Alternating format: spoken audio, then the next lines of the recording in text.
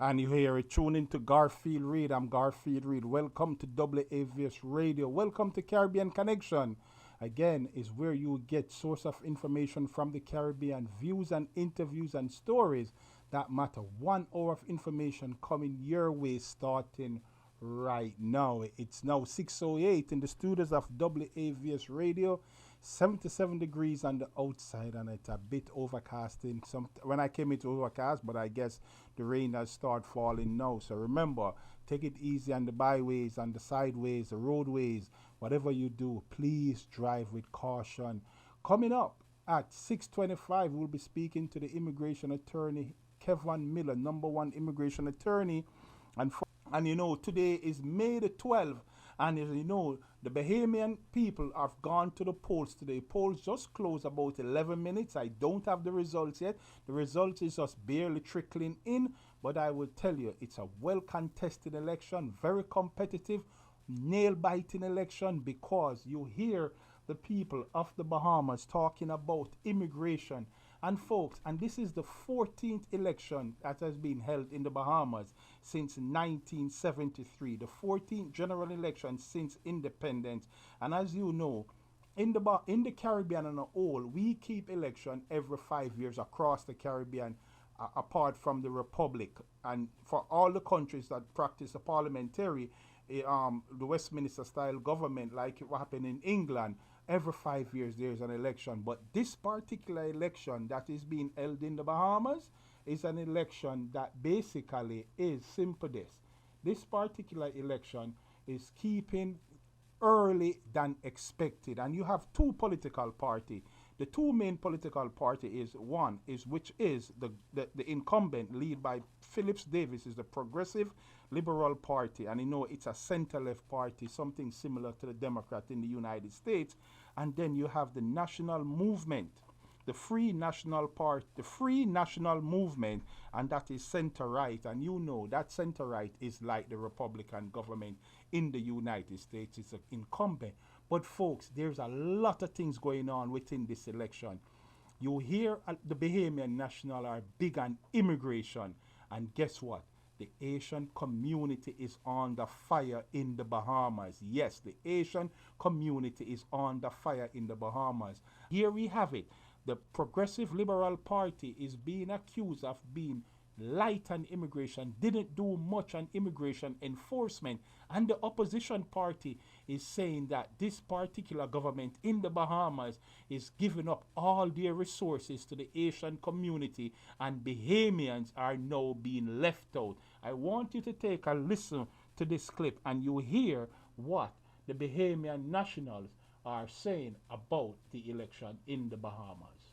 Here in the constituency of Elizabeth Estates, one of the most highly contested seats in tomorrow's election. And I'm outside one of the many polling stations erected across Nassau, Bahamas. And as you can see, there are workers from both the FNM and the PLP here doing some last-minute preparations, because in just a few hours, the polls will be open to Bahamians to come in and cast their votes for the party which will form the next government.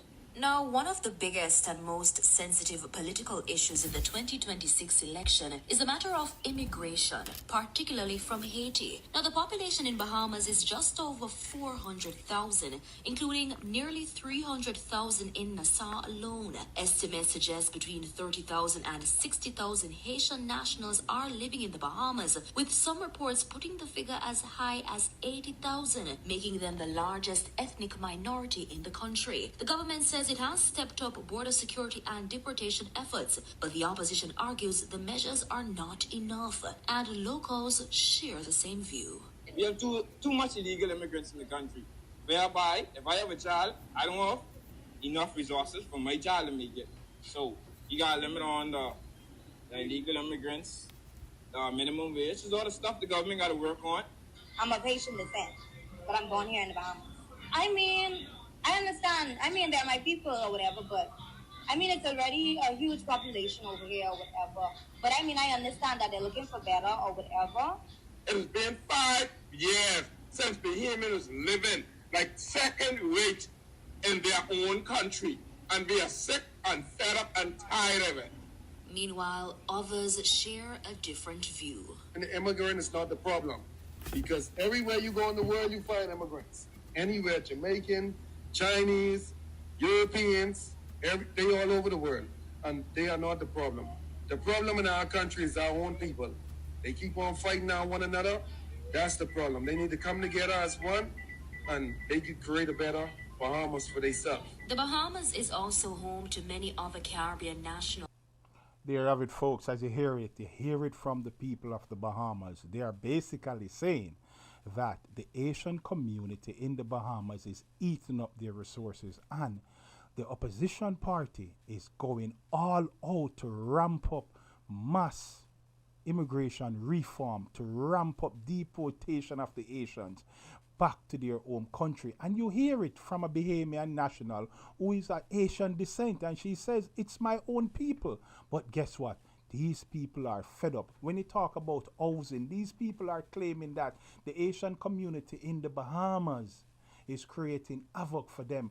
And again, the opposition party is pushing the agenda that they have the alternative. They will fix it.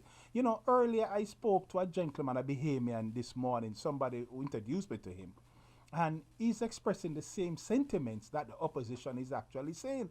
But I'm saying, every country in the Caribbean, believe me, depends on immigrant. In the Bahamas, if you have been to the Bahamas, the immigrant are the ones who help support this country, the infrastructure, the service industry, in the hotels. But again, you heard the last gentleman, immigrants are not the problem. The problem is that we are not working together. Again, the election will be here, but more importantly, what is so interesting today about this election for the incumbent, which is led by the people, by the Progressive Liberal Party, he's seeking a second term. That is Peter Phillips, the Prime Minister.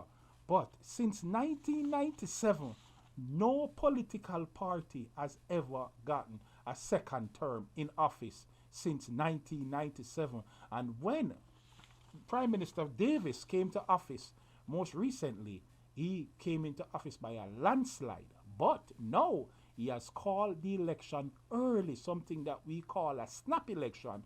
But I must tell you, it is something to see, and we will listen out later for the result of what take place in the Bahamas. And as we promised, on the phone line we have attorney Kevin Miller. Good afternoon, Mr. Miller.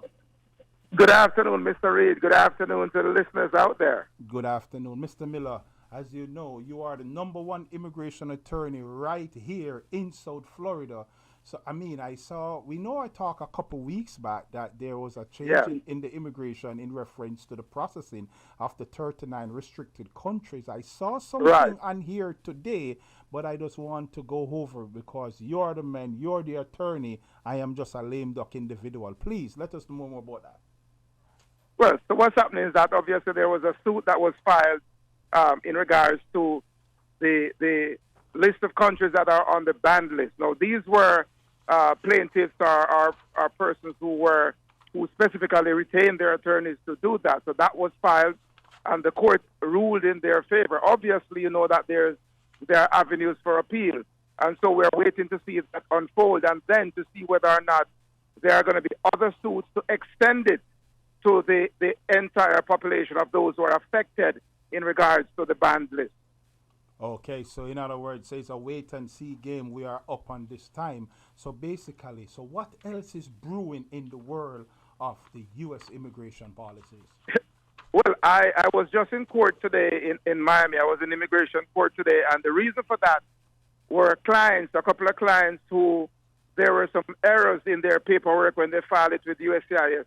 USCIS denied it and then immediately placed them in removal. And what is this saying to us as immigrants is that USCIS no longer has tolerance for any kind of mishap when it comes on to your paperwork that you're filing with USCIS.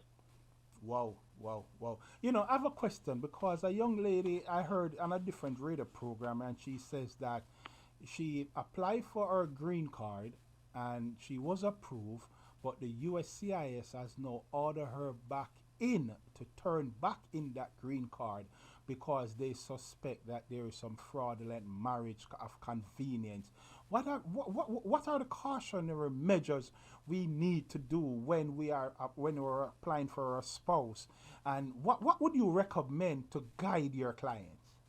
Well, first and foremost, you have to ensure that you are within the keepings and the confines of the laws and the guidelines that governs Department of Homeland Security and whatever immigration benefits that you're applying for.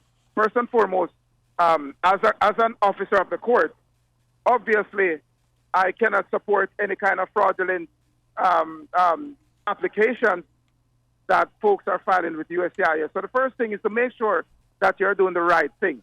Now, for those folks who have their genuine marriages and are filing these cases with USCIS, you have to also ensure that you include every single thing that points to you having a valid marriage with your spouse.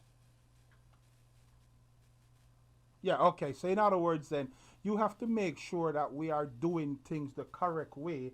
And when you do things the correct way, you will get better results at the end of the day. And one of them things is that a lot of us here, we might migrate here on a U.S. visa. And then when we arrive in the United States, we choose to get married because we may find love. Is there a blackout period or a waiting time before you can do so? Yes, so you can file any application with USCIS to adjust your status within 90 days of you arriving, because you would have told USCIS that you will probably come in here for vacation. And so they have what's called the dual intent rule. And so you will violate that rule if you come here and within the 90 days you apply to adjust your status. So you have to be cautious of that. And Mr. Miller, what's your telephone number for the listeners? It's 813-420-3901 or 954-507-4636. And again, your office is located in where in Fort Lauderdale? So we have an office at 7051 West Commercial Boulevard, Suite 3B. That's down there in Tamarack, Florida. We also have an office over there in Panama City Beach, Florida, and here in Tampa. Definitely. And again, folks, there you have it. Attorney Kevin Miller. For the next 60 seconds, Mr. Miller, what about people who have crossed the borders in the United States? Can these persons get adjusted in the U.S.? What they need to do so? Well, if you were paroled in, which means that the officer, you were held by the Custom and Border Protection officer, and they paroled you in, you will see that on the document. If you were paroled in, then yes, you can adjust your status if you find love and get married.